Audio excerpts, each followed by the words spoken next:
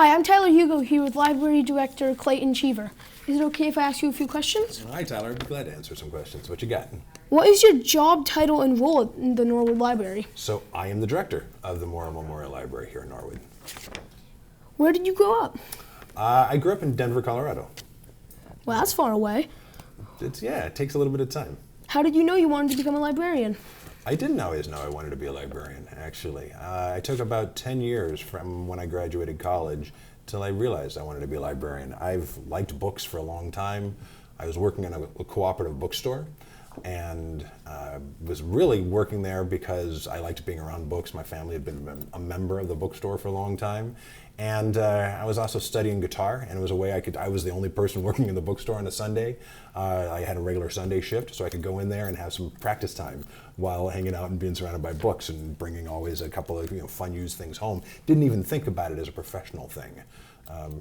For pay, I ended up doing some work with a medical research company, managing their intellectual property. They had bought a drug and had all these studies that had been done and ended up having to figure out how to organize it in such a way so they could find from like 10 years of research to know what was going on for their drug. So I ended up building a database and then helping them do a whole bunch of research in an academic library. Wow, that's great.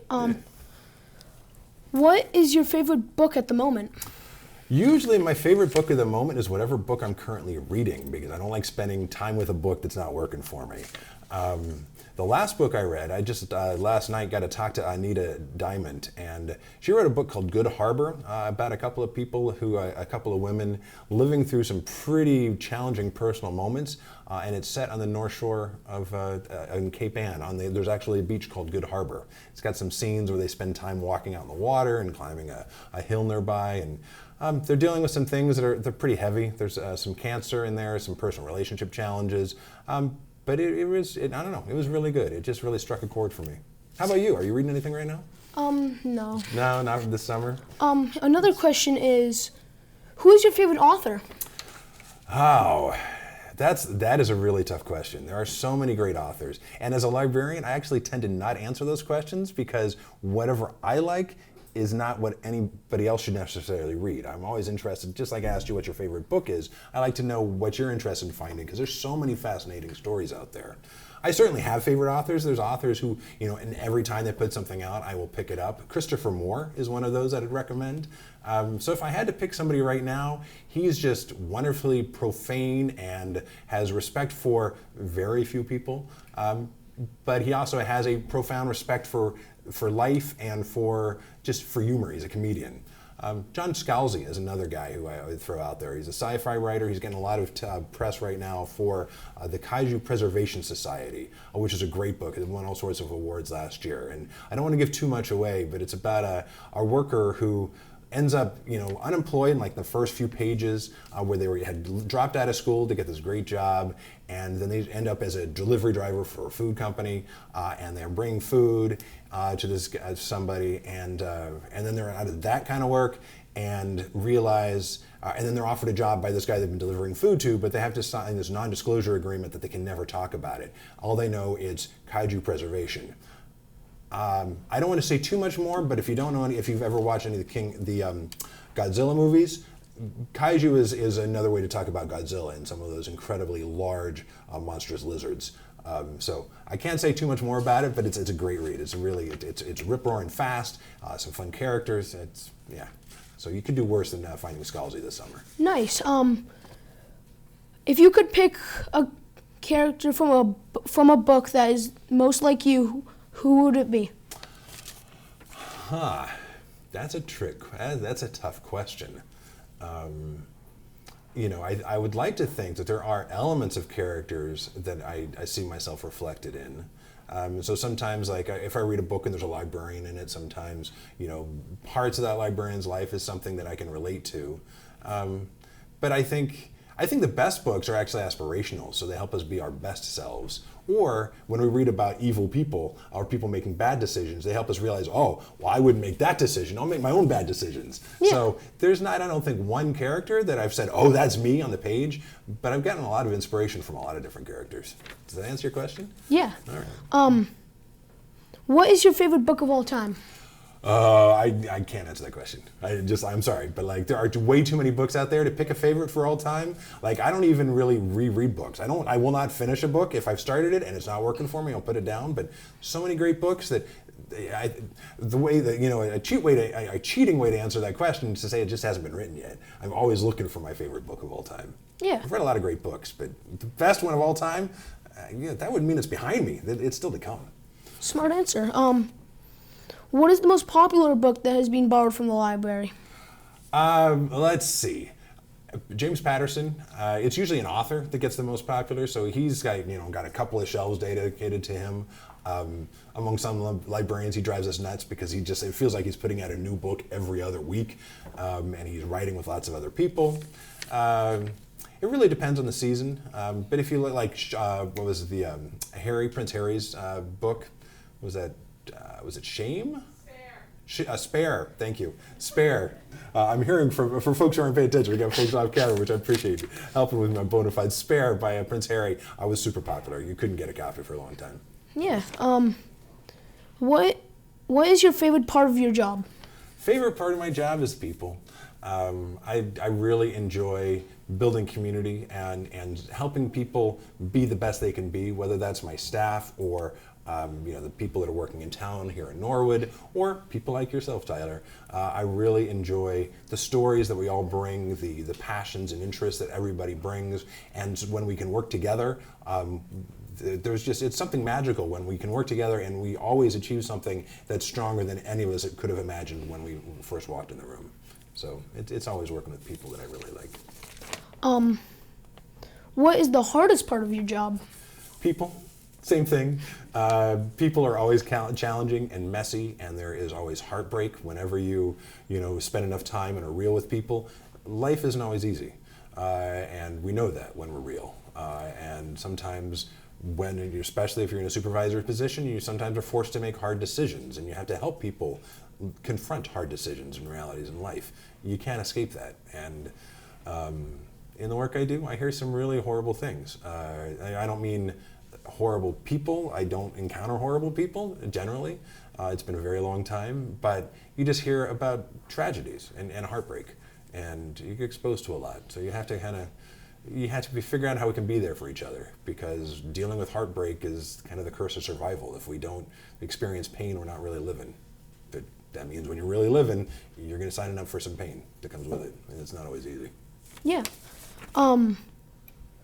How many books are in the Norwood Public Library? Like, just on a guess. Oh, that is a tricky question. About 100, I'm probably way off. Let's say 150,000. My tech services department is going to laugh. It's probably way, I have a spreadsheet that I could give you that exact number. I can go look it up. Yeah, that's a great question. I don't know the size of our collection. I can tell you when I was in Boston, it's got to be way more than 150. I'm probably off by a factor of a lot. There's 9 to 12 million different actual titles in the Boston Public Library collection. We don't have 1 million titles, but I don't know. So somewhere less than 1 million.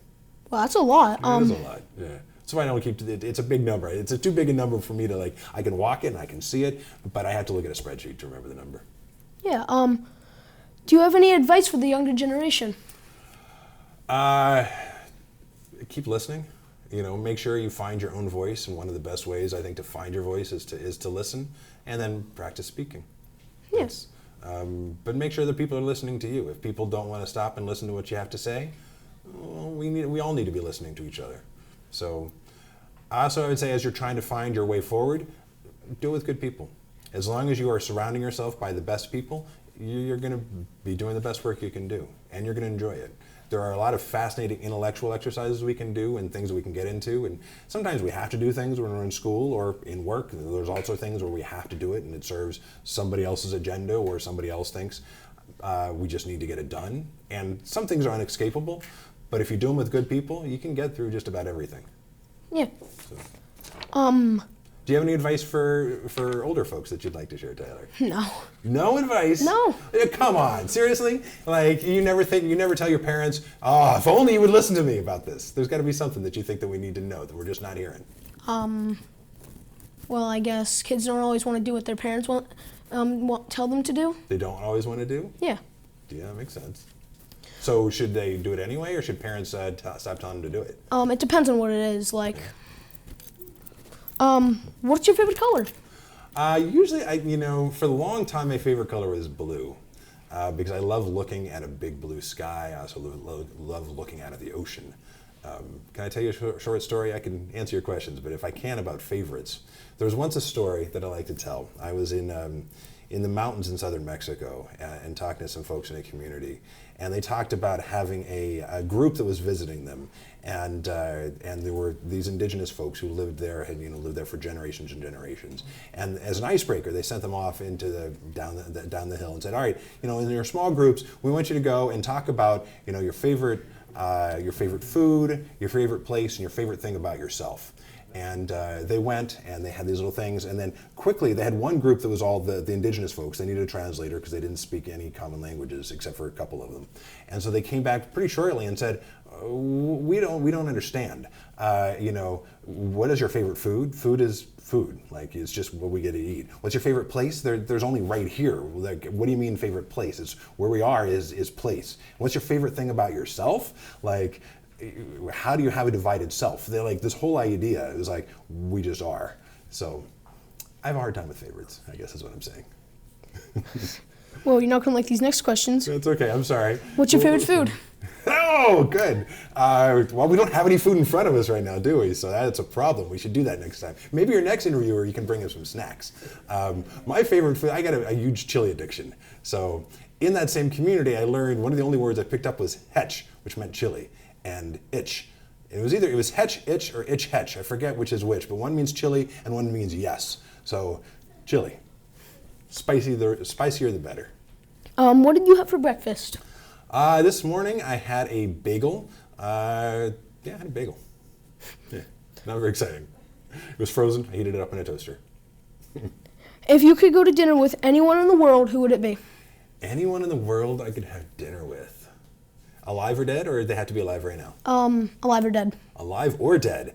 Anybody in the world in time or history to have dinner. Who would I go with? That is tricky.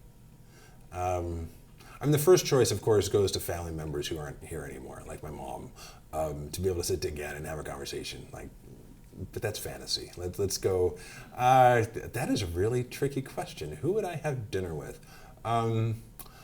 Since we're talking dinner, I think I'd want to go with somebody who had a great appreciation for food and place.